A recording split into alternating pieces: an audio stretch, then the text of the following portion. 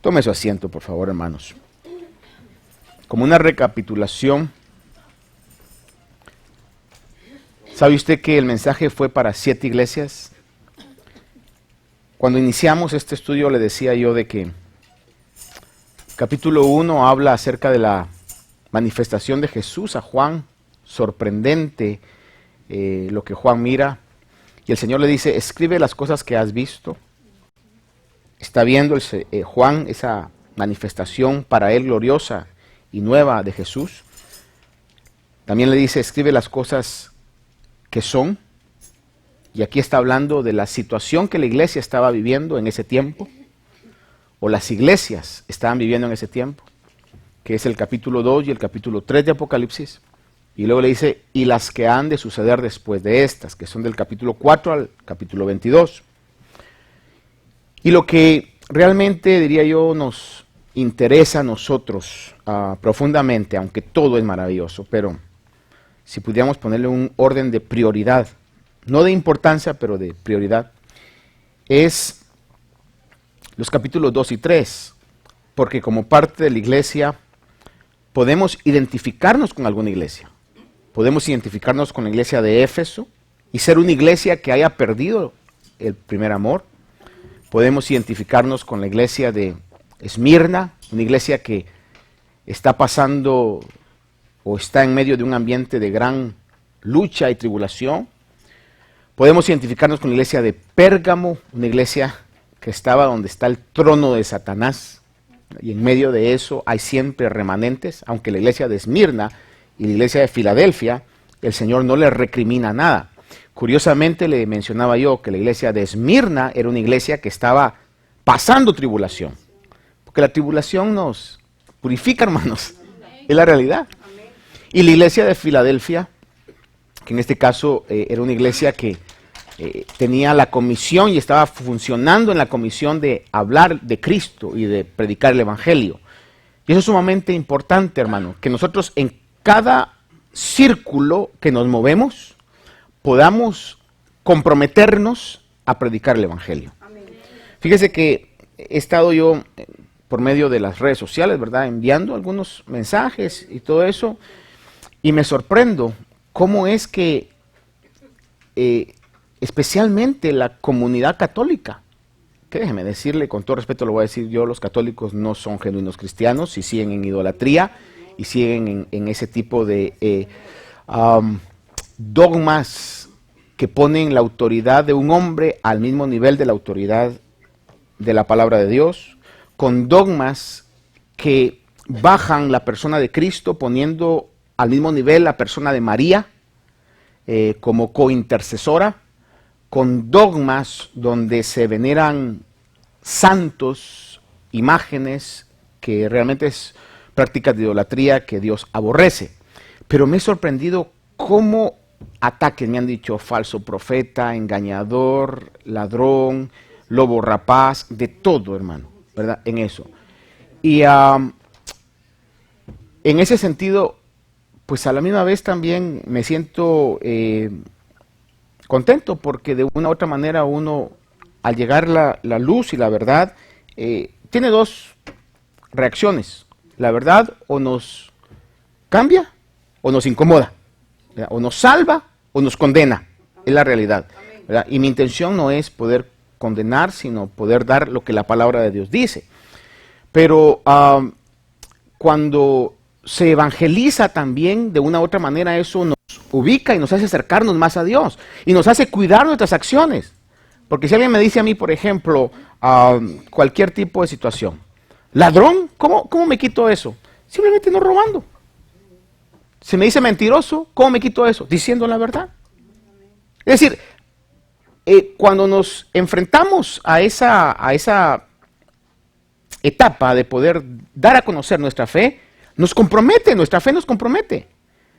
Y de la misma manera, también una iglesia que está siendo perseguida, hermano, tiene que encender el fuego de Dios, porque solo Dios puede ayudar en medio de las persecuciones. Por eso, curiosamente, la iglesia de Esmirna, que era una iglesia perseguida, la iglesia de Filadelfia, que era una iglesia que evangelizaba, eran las 2 iglesias a las cuales Dios no les recrimina nada.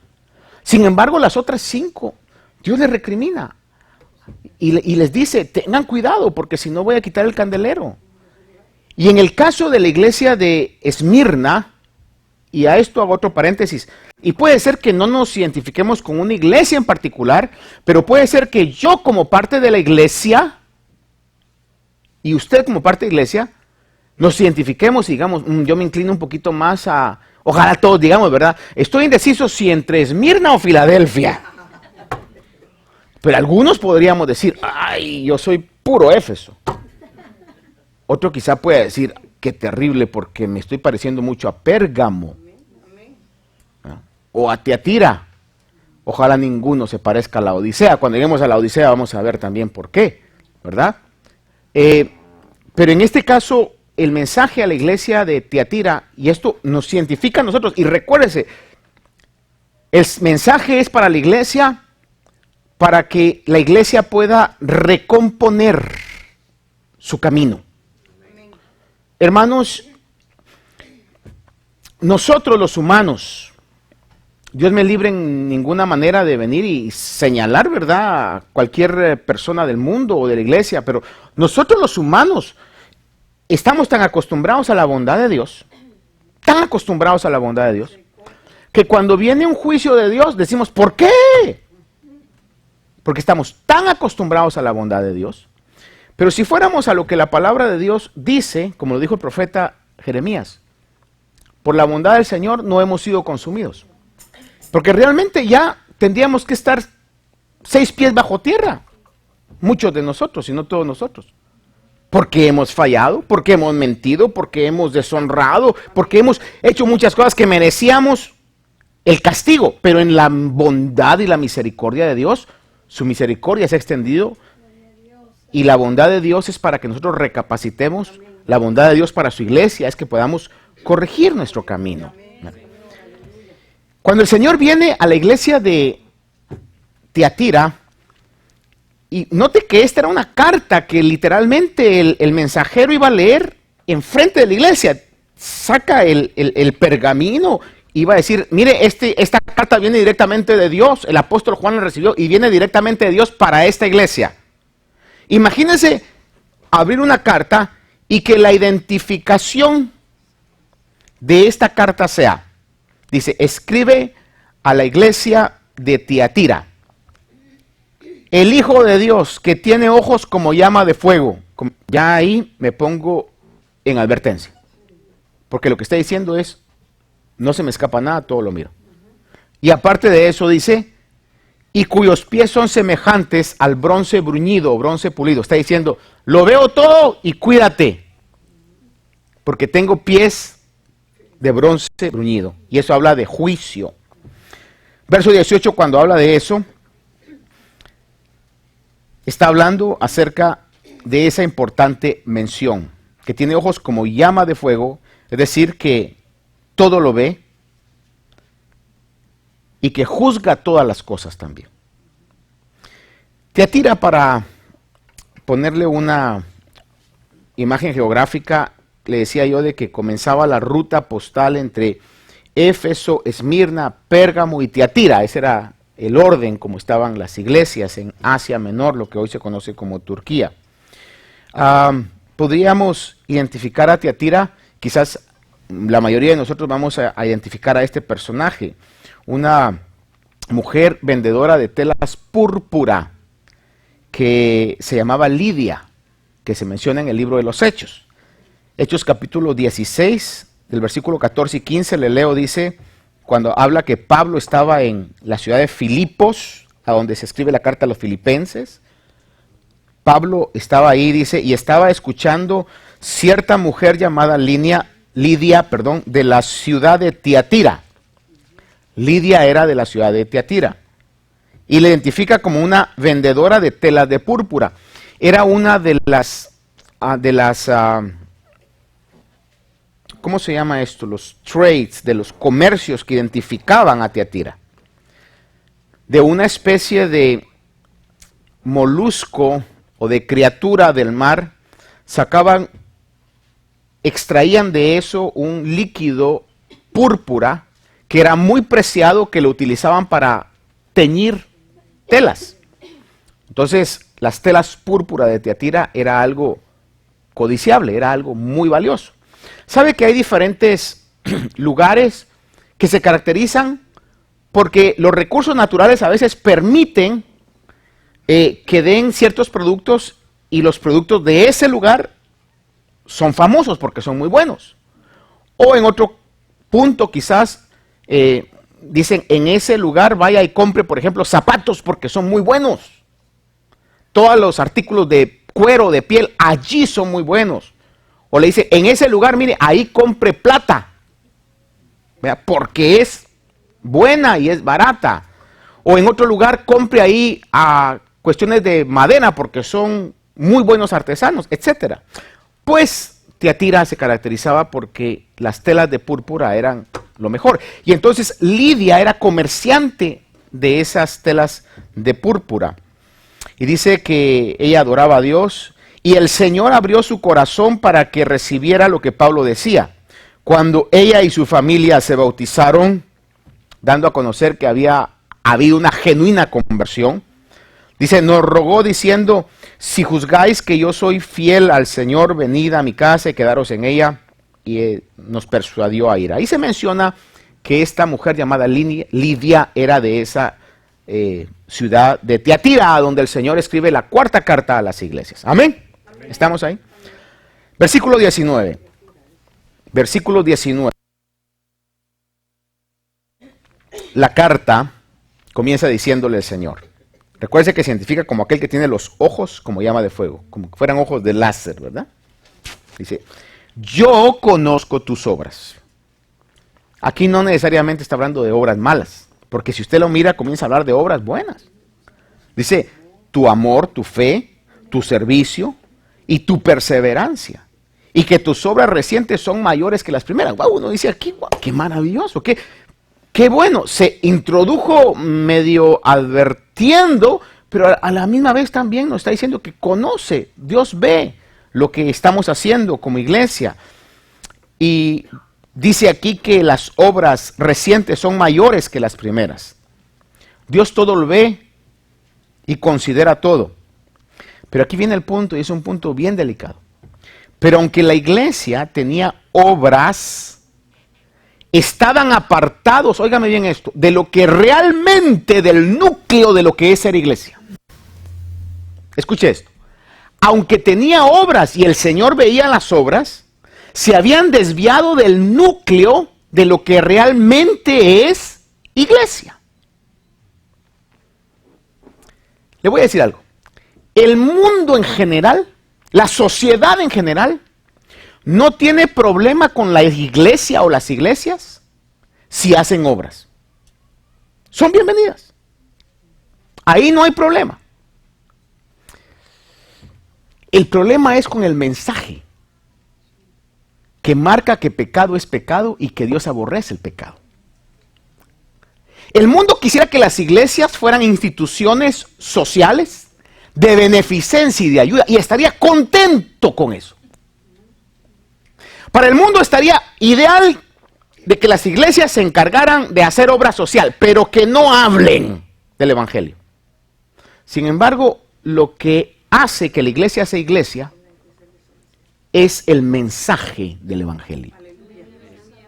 Y ellos habían sido motivados a poder tener una ayuda. Era una iglesia que tenía obras y el Señor dice, yo lo conozco, no me digan, pero hacemos, yo sé todo lo que hacen. Yo veo todo lo que hacen. Pero le dice acá, conozco todo eso, que tus obras son recientes, son mayores, pero le dice adelante, pero tengo esto contra ti, y comienza a hablarle de las cosas que estaban mal. En Efesios capítulo 1, verso 4, nos habla acerca, y quiero leerle 3 versículos, 2 en Efesios y 1 en 1 Corintios, acerca de que es importante tener obras. Pero es importante tener obras sin comprometer el núcleo de lo que es iglesia. Se lo repito, no estoy diciendo yo, hermano, no hay que hacer obras. No, hay que hacer obras. Las obras, según Santiago dice, muéstrame tu fe por medio de tus obras. Si no hay obras buenas que beneficien, hermano, no estamos cumpliendo la totalidad de lo que es el ministerio de la iglesia. Pero no tenemos nosotros que olvidarnos de la esencia del evangelio. Como lo que el Señor le dice a la iglesia de Éfeso también. Yo conozco, sé tu perseverancia, pero has dejado tu primer amor. Es como lo que yo le decía, ¿verdad? Que lleguemos a un matrimonio y ¿qué te falta? Pues mira, tenés casa, tenés comida, tenés transporte, tenés todo, ¿verdad? Pero vos por tu lado y yo por mi lado. Entonces, ahí viene el punto, ¿verdad? Que no es la esencia. ¿Qué es lo que nos une, hermano, en una relación? Si no es eso, el amor, ¿verdad? Esa situación. Entonces, o imagínese usted, por ejemplo, una relación familiar, padres, hijos, o lo que sea, hijos, padres, ¿verdad? Como sea, es decir, mira, se imagina, y a veces ha sucedido y dejan llagas y heridas profundas en la vida de aquellos que lo han pasado, ¿verdad? Que le digan, mira, yo soy tu papá, ¿verdad? Pero te voy a dar solo porque soy tu papá, porque la verdad es que no te quiero. Imagínese usted cómo eso. Y ha pasado, hermano. Quizá no con esas palabras, pero sí con actitudes que han marcado que esa es una realidad. Al grado de que yo he encontrado a veces gente que me ha dicho, bueno, es mi papá, pero como que no lo fuera. Y no sé por qué, en la mayoría de casos es el papá, ¿verdad? No tanto la mamá en este caso, ¿verdad? Aunque hay sus casos también, ¿verdad? En esa situación. Pero imagínese eso, hermano. Imagínese eso. Y es lo mismo que pueda suceder en nuestro servicio a Dios. Vine. Ana Milka, ya me vio, ¿verdad? Aquí estoy. No quiero, pero vine, cumplí mi privilegio, ¿verdad?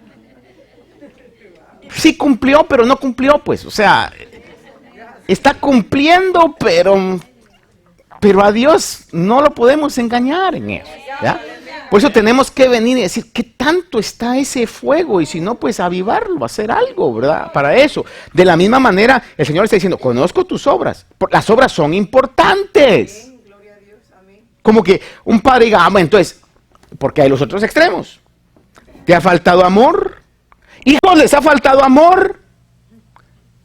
A veces hay padres que son todo amor. Pero 0, ya sabe a qué me refiero, ¿verdad? O sea, pero no hay provisión. Es decir, las dos cosas van de la mano. Y es lo que el Señor está diciendo en este caso. Ahora, en el caso de las obras, Efesios 1:4 dice que nos escogió desde antes de la fundación del mundo para que fuéramos hechos santos y sin mancha delante de Él. Mire, nos escogió desde antes de la fundación del mundo para que fuéramos hechos santos y sin mancha. Aunque Efesios 2:10 habla, dice también que preparó obras para que anduviéramos en ellas. Lo esencial de la iglesia es que fuéramos un pueblo santo. Pedro habla, dice que somos linaje escogido, real sacerdocio, nación santa. Y santo es apartado para Dios. Efesios 5, 25, 27 dice acá. Maridos, dice, amad a vuestras mujeres, así como Cristo amó a la iglesia y se dio a sí mismo por ella para santificarla. ¿Cuál fue el propósito de Cristo? Para dar su vida, para santificar a la iglesia. Es decir, ese mensaje de santificación es el que el mundo no quisiera escuchar. Está bien, hagan obras, ayuden, está bien, pero no nos digan que nuestro estilo de vida está malo. No nos digan que ofende a Dios que yo sea de esta manera. Sin embargo, lo que el Señor habla es de que llamó a una iglesia para que se identificara con un mensaje regida por reglas que vienen de la palabra de Dios, que en algún momento tenemos nosotros que volver a ello y decir, Señor, tú me has salvado para santificar mi vida. Aquí la analogía que pone es de que de la misma manera en que Cristo dio su vida por la iglesia, los maridos deben dar su vida por su esposa, pero dice, para santificarla, habiéndola purificado por el lavamiento de la palabra. Vea la frase, habiéndola purificado. Santidad y purificación van de la mano, no puede haber una cosa sin la otra. Para haberla purificado por el lavamiento del agua con la palabra, a fin de presentársela a sí mismo como una iglesia en toda su gloria, sin que tenga mancha, ni arruga, ni cosa semejante, sino que fuera santa e inmaculada. Es que es indiscutible el hecho de que el llamado de la iglesia es un llamado a santidad. Y santidad significa ser apartado. Y santidad no quiere decir una santidad externa, porque yo puedo verme muy bonito por fuera, pero por dentro puedo estar lleno de corrupción. Estamos hablando de una santidad interna, algo que realmente somos lo que realmente somos. Mire, usted y yo, nuestro nivel de amor y de madurez hacia Dios se manifiesta en nuestra soledad. Cuando nadie nos mira. Porque aquí en la iglesia, hermano, si sacáramos las áreas feas, nadie las va a sacar, pues, ¿no? Pero en la soledad, donde estamos ahí, donde realmente se manifiesta qué tanto amo a Dios, qué tan importante es Él. Y si en un momento yo digo, ay, entonces yo diciéndole que lo amo tanto y realmente no lo amo, ¿verdad? Todavía es tiempo para avivar y para poder ponernos en línea. Todavía es tiempo. Sigue, mientras el Señor no venga, hermano, todavía es tiempo. Pero el propósito claramente establecido en la palabra es que la iglesia ha sido salvada, rescatada para ser un pueblo aparte, para ser un pueblo santo. Y recuérdese usted que la iglesia no es el edificio. El domingo yo trataba de decirle esto. La iglesia somos cada uno de nosotros. Cuando Pablo dice, te escribo estas cosas para que sepas cómo conducirte en la iglesia, que es el templo del Dios vivo, columna y baluarte de la verdad, está hablando de todos nosotros, somos parte de la iglesia. La iglesia no se acaba cuando termina el culto. La iglesia se distribuye cuando terminamos nuestra congregación acá. 1 Corintios 1:2 dice, a la iglesia de Dios que está en Corinto, a los que han sido santificados en Cristo Jesús, llamados a ser santos. Estoy leyendo 1 Corintios 1:2. Repito, a la iglesia de Dios que está en Corinto, a los que han sido santificados en Cristo Jesús, llamados a ser santos, con todos los que en cualquier parte invocan el nombre de nuestro Señor Jesucristo. Entonces es claro, y hay más versículos sobre esto, pero es claro que el llamado de la iglesia es un llamado para ser santos. Amén, vamos a hacer obras y es necesario hacer obras, definitivamente. Pero el núcleo, la columna vertebral de la iglesia es el mensaje de que hemos sido rescatados para ser un pueblo aparte. Nuestra vida interna debe manifestar una diferencia porque somos luz y no tinieblas. Versículo 20 dice, y aquí comienza, dice, pero tengo esto contra ti, que toleras a esa mujer, Jezabel, que se dice ser profetisa y enseña y seduce a mis siervos a que cometan actos inmorales y coman cosas sacrificadas a los ídolos. Ahora déjeme decirle aquí, la palabra profetizar se puede entender también en la mayoría de los casos, o bueno, le voy a decir, no en la mayoría de los casos. La palabra profetizar quiere decir hablar de parte de Dios. Cuando alguien está predicando, está profetizando, si está hablando acerca o de parte de Dios. De igual manera, cuando habla de esta mujer, que yo dudo, como muchos que estudian el texto bíblico, que literalmente se haya llamado Jezabel, sino que era una manera de identificarla, por el simple hecho de que nadie le iba a poner a su hija Jezabel. ¿O habrá alguien aquí? ¿A cuántos de aquí le gustan los nombres bíblicos? Sí, a ver, levanten la mano los que le gustan los nombres bíblicos. ¿Y porque le gustan los nombres bíblicos le va a poner a su hijo Judas? No, ¿verdad? ¿Cómo ponemos? Ponemos personajes, ¿verdad? Elías, Jeremías, ¿verdad? David, Daniel. Pero aquí es Judas, no, nadie, ¿verdad? Okay. Qué linda la niña, ¿cómo se llama? Jezabel, nadie, ¿verdad? Porque sabe lo que significa en este caso, ¿no? ¿Verdad? Y hace referencia a esta mujer que se menciona en el libro de Primera de Reyes. Y le voy a resumir, la mayoría de nosotros quizá hemos oído lo que era Jezabel, que terminó su vida siendo comida por los perros.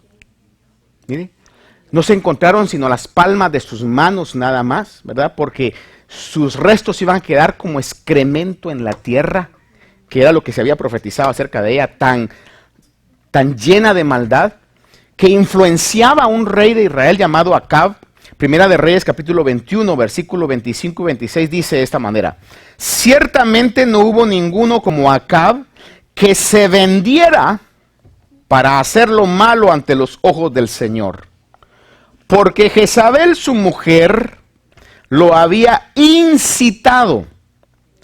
Su conducta fue muy abominable, pues fue tras los ídolos conforme a todo lo que habían hecho los amorreos, a los que el Señor había echado de delante de los hijos de Israel. Dice la palabra claramente que esta mujer incitó a Acab de una manera tan real, tan influenciante, al grado que se escribe de Acab, de este rey, que dice que no hubo ninguno que se vendiera para hacer lo malo ante los ojos del Señor. Así era de influenciativa, de persuasiva esta mujer Jezabel. Entonces, cuando el Señor está hablando de la iglesia de Tiatira, que le digo yo, dudo, ¿verdad? Porque no creo que nadie le fuera a poner a su hija Jezabel, pero hablaban de una mujer que tenía ese espíritu jezabélico, si usted me permite, donde enseñaba y seducía, que de hecho ella estaba en contra de lo que la palabra de Dios habla acerca de que la mujer no puede venir y tener una posición autoritativa en la enseñanza de una iglesia. Si usted mira, por ejemplo, que en mi caso permito, hermanas, que puedan enseñar, es bajo la autoridad de un varón.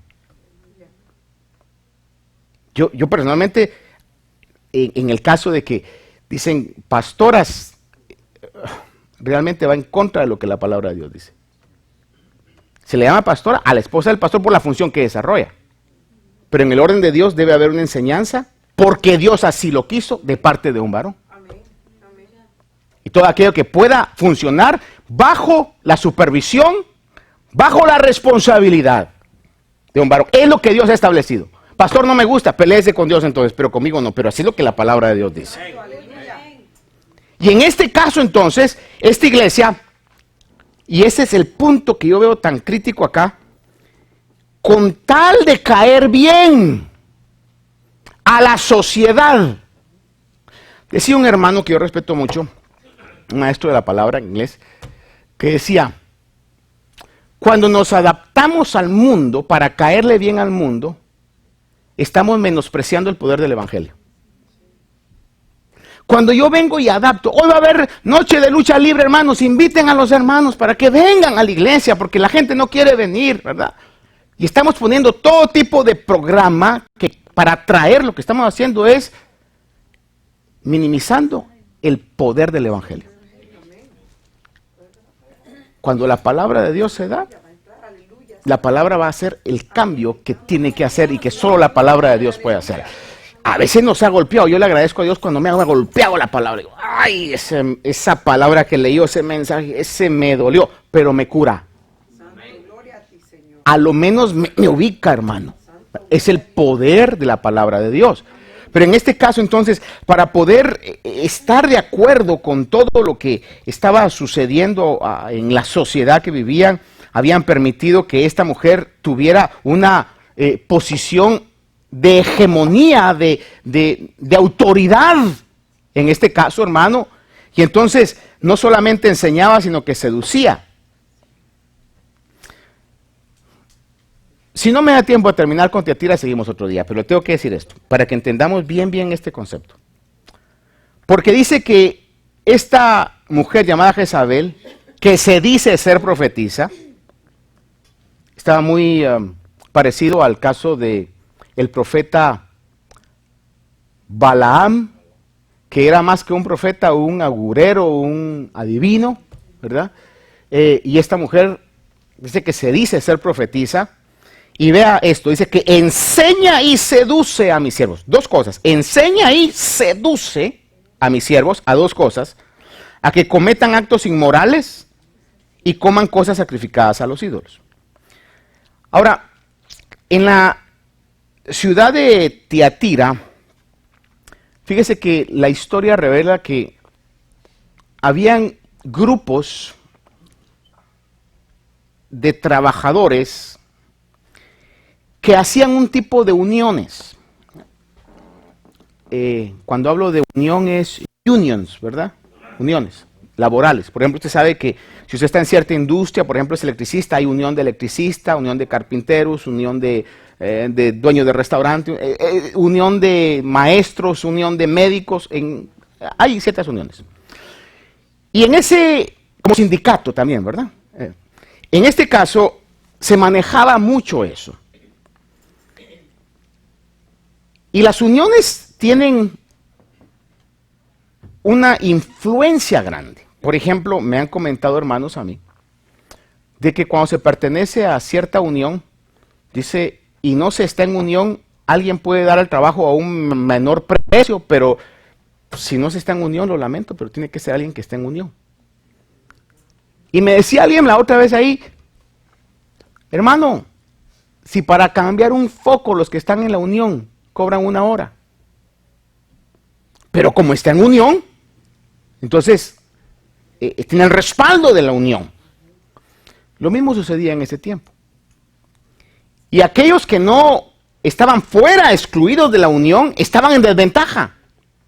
Pero sin embargo, las uniones se reunían para poder celebrar a las fiestas de los ídolos, y el que no llegara, pues, quedaba excluido. Entonces, era un reto que la iglesia tenía. Si no comulgo con la unión, peligra mi economía. Entonces, quizá llegaban con la autoridad de la iglesia, y en este caso en la influencia de Jezabel, le decían, ¿qué usted me aconseja, hermanita Jeza?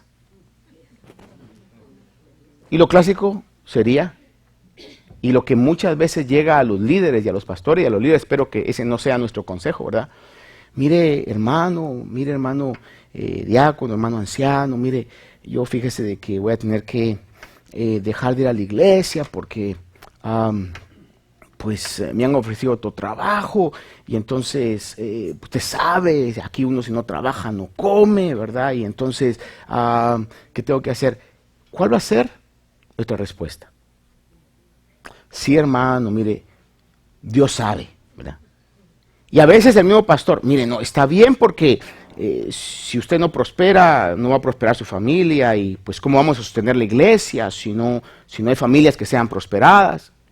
Y de ahí viene ese mal consejo en algún momento.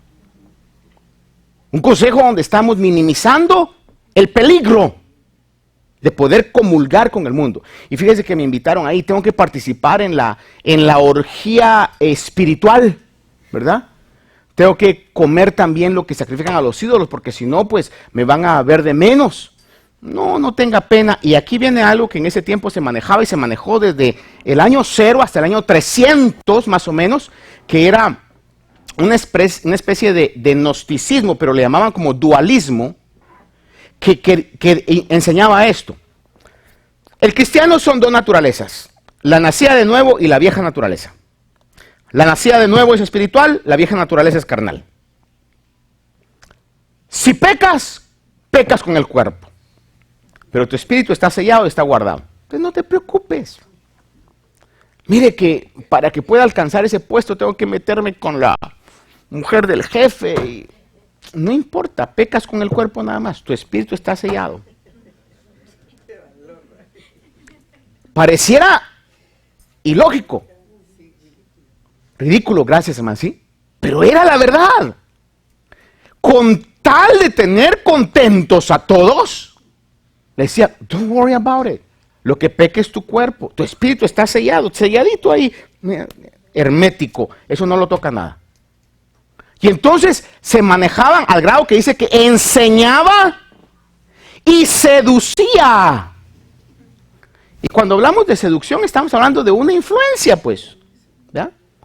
En la mayor parte del tiempo a un tipo de placer carnal, pero puede ser algún otro tipo de seducción que los llevara a esas prácticas idolátricas. El no ser partícipe de la inmoralidad e idolatría era algo que claramente había sido comunicado y establecido por el Espíritu Santo y los apóstoles. El día domingo creo que le hablaba yo de esto, donde cuando todos los gentiles comenzaron a a convertirse al evangelio en los viajes misioneros de Pablo, de Silas, Pablo con Timoteo. Entonces, tuvo Pablo que subir a Jerusalén porque los judíos decían, está bien que se conviertan, pero se tienen que circuncidar y tienen que guardar la ley de Moisés. Y ellos decían, no, y entonces para llegar a un consenso real, subieron a Jerusalén y los apóstoles promulgan una carta. Y en la carta comienza, en el capítulo 15 de Hechos está, dice, en todo el recorrido de eso, dice, nos ha parecido bien al Espíritu Santo es Dios, y a nosotros, y le dice, no imponeros ninguna otra carga, sino que os abstengáis de la fornicación, de la idolatría, de comer sangre. Pero mire que marca desde el principio de cómo se establece la iglesia, que la fornicación y la idolatría era algo que no era de acuerdo con la doctrina cristiana. Y sin embargo esta iglesia había aceptado como normal. I don't know in which way to put it, porque it seems to be incredible, ¿verdad? Pareciera ser increíble que la iglesia acepte la inmoralidad. Pero sí, así es.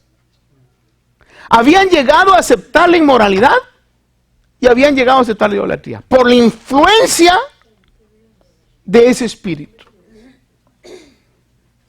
Y por eso el Señor le dice, no te engañes. Mira, yo, el que tiene ojos como llama de fuego, conozco todas tus obras y sé que has hecho muy buenas obras, pero tengo esto contra ti, que toleras esa enseñanza, toleras ese espíritu, que enseña a mis hijos a adulterar y a comer cosas sacrificadas a los ídolos. 2 Corintios capítulo 6, verso 14 al 18, déjenme leerle esto. Dice la palabra de Dios. 2 Corintios 6, 14 al 18. No estéis unidos en yugo desigual con los incrédulos. Pues, ¿qué asociación tiene la justicia y la iniquidad? ¿O qué comunión la luz con las tinieblas? ¿O qué armonía tiene Cristo con Belial? ¿O qué tiene en común un creyente con un incrédulo? ¿O qué acuerdo tiene el templo de Dios con los ídolos? Porque nosotros somos el templo del Dios vivo, como dijo Dios, habitaré en ellos y andaré entre ellos y seré su Dios y ellos serán mi pueblo. Por tanto, salid de en medio de ellos y apartaos, dice el Señor, y no toquéis lo inmundo, y yo os recibiré. Y os seré para vosotros padre, y vosotros seréis para mí hijos e hijas, dice el Señor Todopoderoso. Por eso le podría decir, yo no puedo llamar a un católico hermano, lo siento, pero yo no lo puedo llamar, mientras siga en situaciones de idolatría, es imposible. Sin embargo, usted va a ver movimientos masivos, entre comillas, cristianos, que dicen, pero es que lo importante es buscar la unidad por el bien de la sociedad. That is good, that is part of the gospel, pero no es el centro. No es la razón por la cual Dios nos salvó. Amén. Sé que es difícil y quizás esto nos ubica a todos nosotros. Más en una sociedad donde estamos viviendo hoy, que hasta aquí, hermano, tenemos que estar agradecidos con Dios por el tiempo que nos ha dado de poder tener libertad, de poder practicar nuestra fe. Pero no nos extrañemos que las cosas comiencen a cambiar en Estados Unidos. Y ahí es donde realmente vamos a comenzar a ver y a necesitar que Dios abra el fuego dentro de nosotros. Ok, en estos minutos nada más déjeme leerle esto rápidamente. Dios tiene conocimiento perfecto del todo corazón humano y nada, absolutamente nada puede ocultarse a sus ojos. ¿Cuántos estamos de acuerdo con eso? La Biblia dice, Salmo 7:9, pues el Dios justo prueba los corazones y las mentes. Proverbios 24:12, ¿No lo tiene en cuenta el que sondea los corazones? Es decir, Dios sabe lo profundo. Eso está en la palabra del Señor, claro. Jeremías 11:20 dice, examinas los sentimientos y el corazón. Jeremías 17:10 dice, yo, el Señor, escudriño el corazón, pruebo los pensamientos, para dar a cada uno según sus caminos, según el fruto de sus obras. Y hay más pasajes, pero la palabra claramente da a entender que esos ojos, como llama de fuego del Señor, pueden ver lo profundo de nuestro corazón. Que eso no se nos olvide nunca en nuestro caminar, hermano. Podremos engañar a todos los que están alrededor nuestro. A Dios no lo podemos engañar. Es una verdad que nos ubica. Es la realidad. Obviamente las obras que hagamos personalmente como iglesia tendrán su recompensa. Son importantes. Es importante. Nuestra fe tiene que ser demostrada a través de las obras. Déjenme leer 3 versículos aquí, pónganme atención a esto. Apocalipsis 20:12 dice, y vi a los muertos grandes y pequeños de pie delante del trono, y los libros fueron abiertos, y otro libro fue abierto, que es el libro de la vida. Y los muertos fueron juzgados por lo que está escrito en los libros, según sus obras.